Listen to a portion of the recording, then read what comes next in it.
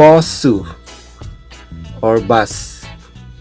Ito pong ba ay nasa sa unahan, so stronger sounds po ang bigkas niya. Ito po yung P, kaya posu. And then kaul, nasa unahan po itong ga, kaya stronger sounds ang bigkas niya, sounds K. Ibig sabihin po ng kaul ay fall or autumn. Chishik or knowledge. Ito pong ja ay nasa sa unahan, kaya sound CH po yung bigkas niya or stronger sounds.